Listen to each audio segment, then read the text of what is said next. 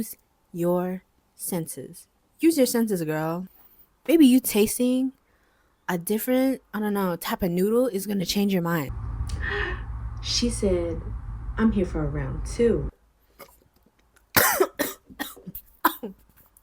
We are talking about the approaches that I take when it comes to finding inspiration, all coming from a visual girl. To start off, I want to talk about originality.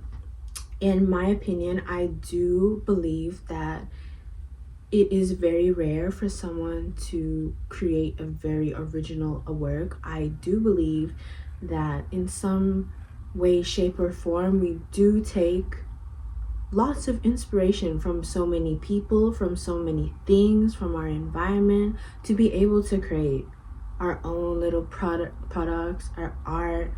But that said, you shouldn't disregard the fact that you should try your best to make something as authentic as you can, because there's so many like mirrors of products and of people. You have to use it to your advantage to challenge yourself, to almost push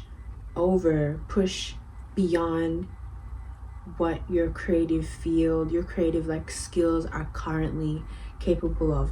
And then once you're able to overcome something like that, whether that is just trying something new, I do believe that will allow you and give you the space to actually find and create something so original to you, you know? Yeah, that then leads you into questions of how can you make this idea better, and is followed up by sourcing your inspiration. I ordered a honeydew milk tea with pearls, half sugar, because honeydew, their syrup is just super sweet. Trust. Pinterest. One of my main areas of sourcing inspo is Pinterest. And I will share you, I'll put like a clip like up here of just me scrolling. If you have friends, or if you are on a very specific like niche, look at my friends and strangers public Pinterest boards. It's just so human. In this from a more general perspective, so interesting what people come up with, and then you just get to explore what they have saved. Second Pinterest tip: look at photos, look at genres that are so unrelated to what you're trying to find inspiration for. For example, I sometimes need color combinations for my bracelets that I be making, and one of my key things that I love to look at is nail designs. They're so unique.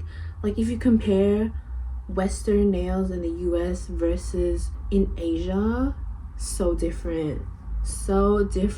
If you're looking for inspiration for a photo shoot for your brand, look at an aesthetic, look at fairy core, look at like tropical aesthetics. Do your best to avoid looking at the actual clothes themselves.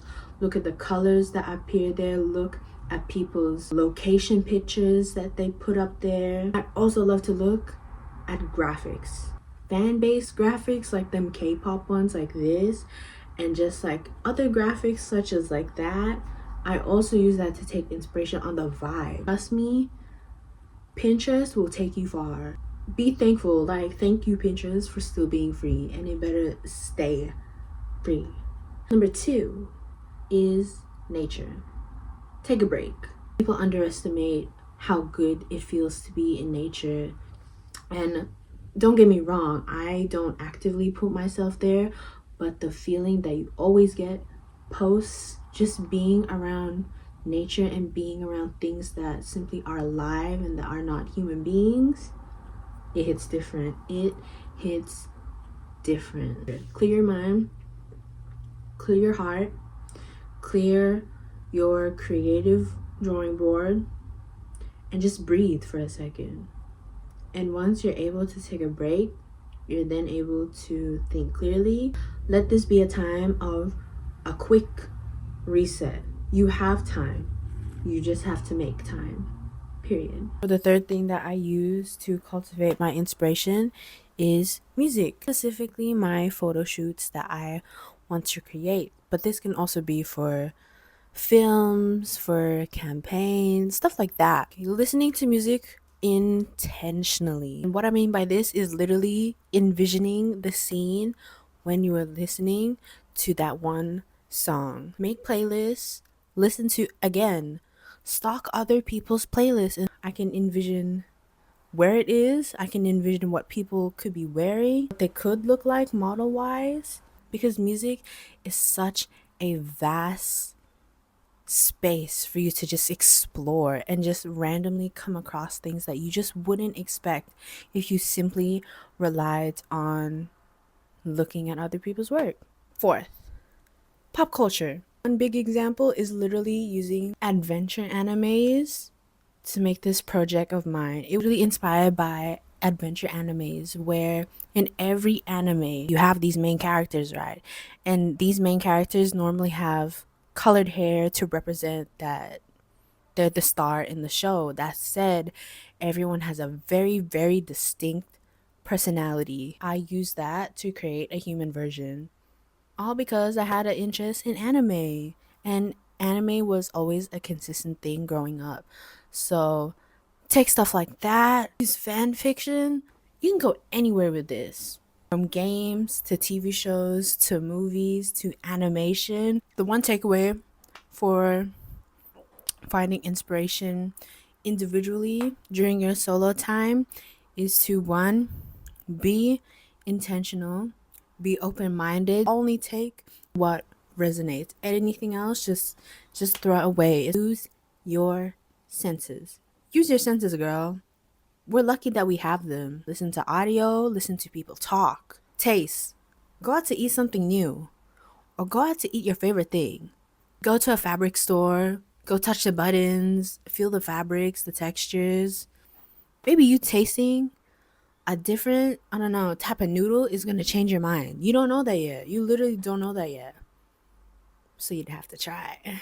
So technically, you don't have an opinion because you haven't tried it. It's like that. It's like that. Oh my god. I need a camera. My phone is running out of storage.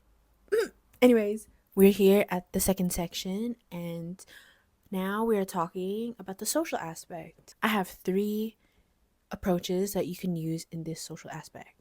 Looking outside your country, different cultures, different people, different mix of people in different countries. I'm learning and just also observing how people in Vietnam approach their fashion world. So many independent designers, so many different aesthetics that you would never see in a Western country. Brazilian culture compared to Australian culture, so different. Everyone will perceive this one topic in their own way, and an amazing place to find that is just simply outside of your own bubble. Obviously, use this to your advantage to take away from how this person perceives this topic. Maybe you take a bit of that and you take a bit of what you already have created in your head and you make its child. More common piece of advice, but nice to emphasize. You can use this in two ways. You can use people around you in two ways. One, you can go to the creatives themselves. You may present them with the topic of your idea of the thing that you're trying to create.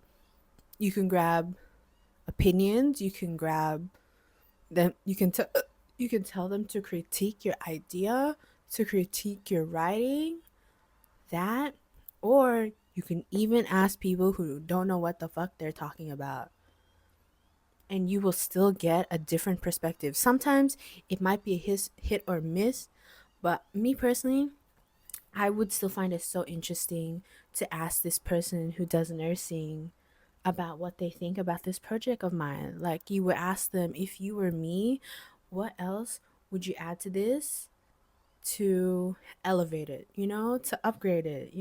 What can be better if you were the owner of this said creation? Talking about your ideas also gives you a better idea of what you're doing. You get a clearer idea on where your creative pathway is slowly weaving towards or into. One thing is that you have to be open.